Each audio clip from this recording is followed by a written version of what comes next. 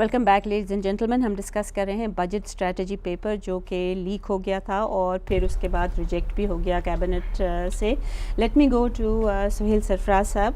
सुहेल साहब, ये जो revenue collections होती हैं, tax revenue collections at the end of the year, आपकी अब गालिबन एक रिसेंटली स्टोरी थी कि फेडरल टैक्स ओम्बड्समैन ने 2 मेजर इश्यूज़ रेस किए हैं विद FBR। वो क्या क्या इश्यूज़ हैं? जी, उसमें देखिए कि फेडरल टैक्स ओम्बड्समैन ने जो है वो साबिक चेयरमैन FBR सलमान सदीक के दौर में बहुत बड़े पैमाने पे रेवेन्यू फिगर्स में होने वाले घपले डिटेक्ट किए हैं।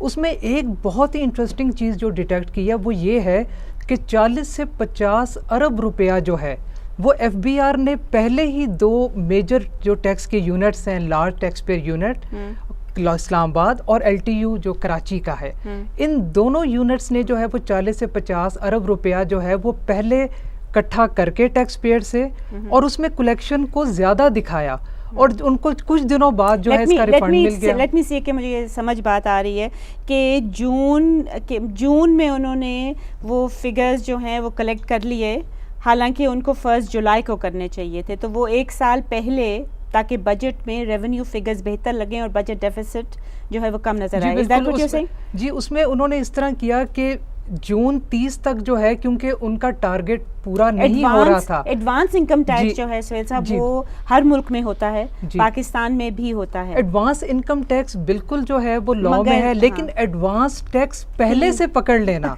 ये एक जो है वो बहुत पकड़ लेना जो कि जुलाई में पकड़ना चाहिए, जो कि जुलाई में, और बाद में उसका जो है वो रिफंड जो है इनको देना पड़ा। फेडरल टैक्स ओम्बड्समैन ऑफिस ने इसका बहुत ही सीरियस नोटिस लिया है और उन्होंने FBR को कहा है कि हमें ये बताया जाए कि large tax payer unit Islamabad दूर दराज की ब्रांचों में जो है वो पैसे कैसे डिपॉजिट कराए। कराची LTU ने जो है वो दूर ब्रांचेस में अमाउंट जमा कराया, तो इसकी उन्होंने ताकि उसमें कोई ताकि जो है वो किसी को पता ना चल सके कि कराची में तो सबकी नजर है, तो अगर एक छोटी दूर ब्रांच में है तो ओके। तो इस तरह के जो है ये घपले जो है वो पहली मर्तबा federal tax ombudsman purposely done. ये घपला मतलब है कि जी ये हमेशा से जो है ये फिगर में जो हेरा फेरी है ये FBR जो है ये करता है, लेकिन ये पहले किसके कहने पे करता है? ये जाहिर है कि इसके अंदर जो है वो मिनिस्ट्री ऑफ फाइनेंस जो है उसकी मर्जी के बगैर FBR इस तरह नहीं कर सकता। फिर फील्ड फॉर्मेशन में जितने भी रीजनल टैक्स ऑफिसेज या ख़ास तौर पे LTU इस्लामाबाद और कराची, वो भी जो है वो FBR चेयरमैन और कंसर्न्ड ऑफिशियल्स की बगैर नहीं कर सकते। तो इस पे जो है वो बड़ा सीरियस जो है वो नोटिस हुआ है और इस पे अब इन्वेस्टिगेशन हो रही है कि ये अमाउंट इतना ह्यूज जो है वो। मगर साहब एक छोटा सा सवाल एक और है कि पिछले साल अगर आपको याद हो तो मेरे ख्याल में 30 जून को last day of the fiscal year Salman Sadiq साहब आए थे और उन्होंने कहा था, एक फिगर दिया था जो कि लेटर ऑन उनको विथड्रॉ करना पड़ा क्योंकि वो ग्रॉस था। रिफंड्स जो थे इतने सारे थे वो उन्होंने नहीं दिए, वो उन्होंने नेट फिगर नहीं दिया जो कि उनको देना चाहिए था। उस इन्वेस्टिगेशन का क्या बना? अब तो काफ़ी देर हो गई है। जी, उस वक्त जो है वो साबिक चेयरमैन सलमान सदीक ने जो है वो काफ़ी शोर मचाया कि हमने जो भी अफसरान इसमें इन्वॉल्व थे उनके खिलाफ एक्शन लिया। लेकिन अभी भी वो कवर करते हैं, आप वो क्या कर रहे हैं? अभी भी वो उनमें से बाज़ अफसरान जो हैं वो फील्ड में मुख्तलिफ पोजीशंस पे लगे हुए हैं और इसी इशू से मुतल्लिक जो है वो फेडरल टैक्स ओम्बड्समैन ऑफिस ने जो है वो एक्शन लिया है और इसकी बाकायदा इन्वेस्टिगेशन हो रही है। लेकिन FBR के अपने लेवल पे सिर्फ खामोशी हो गई है, इसके अलावा कुछ नहीं। तो ये जो नेक्स्ट साल के फिगर्स बजट में दिए गए हैं, ये जो बजट स्ट्रैटेजी पेपर में नेक्स्ट साल के रेवेन्यू के फिगर्स जो दिए गए हैं, क्या इसमें अब आप उसमें देखिए कि उसमें बहुत ही एक अजीब चीज़ है कि जो उसमें टैक्स टू GDP रेशो जो है वो मौजूदा करंट फिस्कल में 10% से ज़्यादा जो है वो दिखाने की बात की गई है, जबकि इस वक्त टैक्स टू GDP रेशो इतनी तेज़ी से कम हो रही है कि वो 8.6 पे आ गई है। तो ये तो बिल्कुल समझ से बाहर है कि ये फिगर किस बेसिस पे बनाए गए, किस तरह बनाए गए और इतनी हाई प्रोजेक्शंस, इतनी हाई कैसे वो कैसे की साहब? ये कोई और मुल्क आपके दिमाग में आता है जो जिसकी 8.5 से भी कम हो? रीजन में तो कोई नहीं है। अफगानिस्तान का ना कीजिए, because Afghanistan is undergo the civil war बेचारों की। देखिए आपके पास ना 2 ऑब्वियसली टूल्स होते हैं रेवेन्यू कलेक्शन के। डायरेक्ट टैक्सेशन, FBR और इनडायरेक्ट टैक्सेशन जिसको आप बोलते हैं। FBR टैक्सेशन जो जिसको डायरेक्ट जिसको हम 8.5% कह रहे हैं, उसके साथ साथ अगर आप इनडायरेक्ट टैक्सेस देखें तो उनकी भरमार चलती आ रही है। और जब हम ये कहते हैं कि आपके पास जो टोटल NTN रजिस्टर्ड 180 मिलियन, अब तकरीबन हमारी पॉपुलेशन है सिर्फ 2.5 मिलियन है, तो वो शायद हम एक मिसकंसेप्शन है। अगर आपका एक सड़क पे भीख मांगने वाला बेचारा जो है वो भी जाके कहीं से कोई भी चीज़ लेता है जिस तो पे सेल्स टैक्स होता उस पे 17%, 16.5% वो GST जो है उस पे पे कर रहा है। अभी जो इशू सेल जिस पे बात कर रहे थे, ये कोई नया नहीं, ये हमेशा से चल रहा होता है। और उसमें ये होता है जैसे आपके मार्केटिंग टीम्स को जब टारगेट मीट करने होते हैं मुख्तलिफ डेडलाइंस पे, तो वो बाय हुक और क्रुक ट्राई करते हैं कि उस क्वांटिटेटिव फिगर को अचीव कर लें।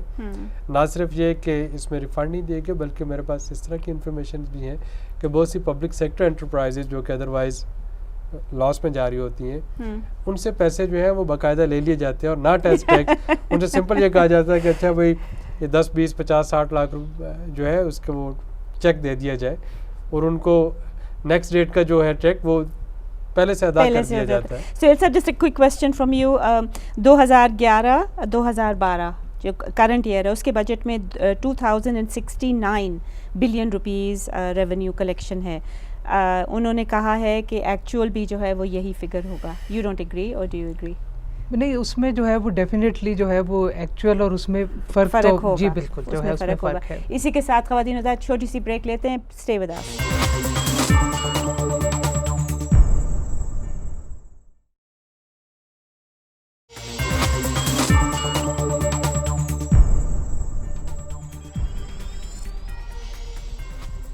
Welcome back ladies and gentleman. सुलैरी साहब, एक सवाल है कि टैक्स कलेक्शंस जो हैं ओवरऑल वो फिर भी बढ़ रही हैं। इकोनॉमिक एक्टिविटी आपको पता है बहुत नीचे जा रही है, हमारी बिजली है नहीं, इंडस्ट्रियल यूनिट्स जो हैं वो रीलोकेट बाहर कर रहे हैं, और हमारा जो रुपी है इंटरनली भी और एक्सटर्नली भी वीज़ा वी अदर करेंसीज, और हमारा रुपी जो है in terms of purchasing power वो वैल्यू बहुत तेज़ी से लूज़ कर रहा है।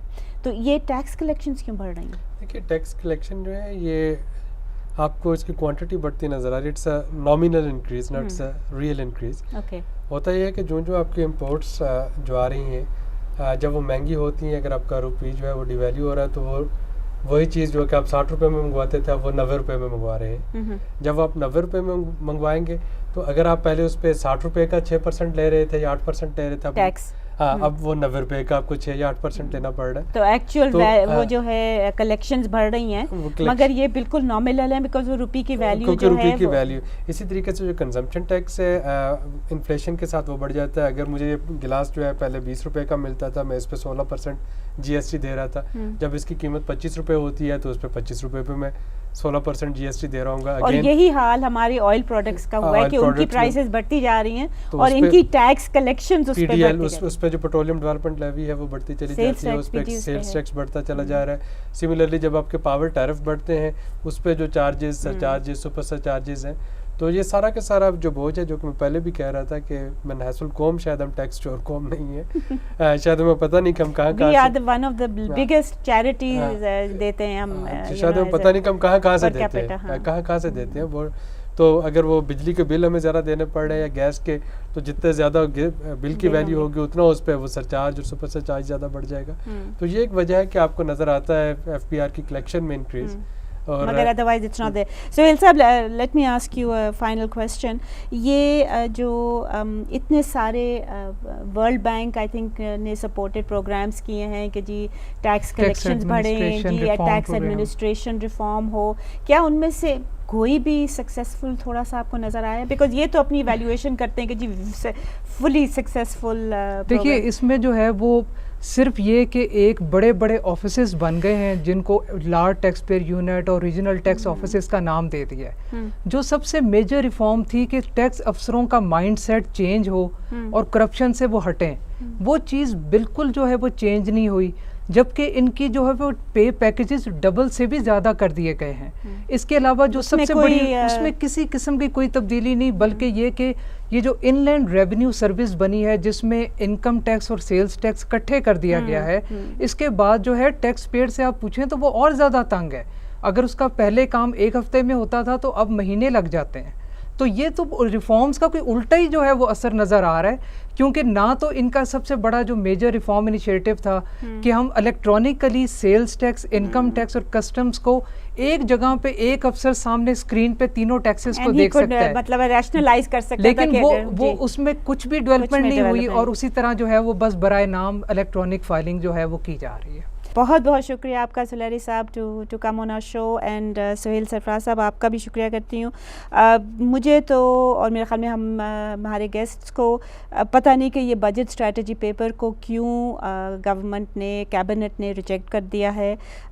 इसमें ना कोई ऐसी ख़ास बात है जिससे कि जो पहले बजट से फ़र्क थी, और जो मेरे ख्याल में सबसे बड़ी बात है हमारे बजट्स में वो ये है कि वो रियलिस्टिक नहीं है। जो शुरू में कहते हैं वो एंड ऑफ द ईयर में नहीं कहते। वी नीड, हमें एक ऐसी इकोनॉमिक टीम चाहिए है जो रियलिस्टिक, जो एक्सेप्ट करे कि क्या फ़िगर्स हैं, what are the true figures today, और उसके बेसिस पे इकोनॉमिक पॉलिसीज़ को डिवाइस करे और इम्प्लीमेंट करे। इसी के साथ इजाज़त दीजिए, खुदा हाफिज़।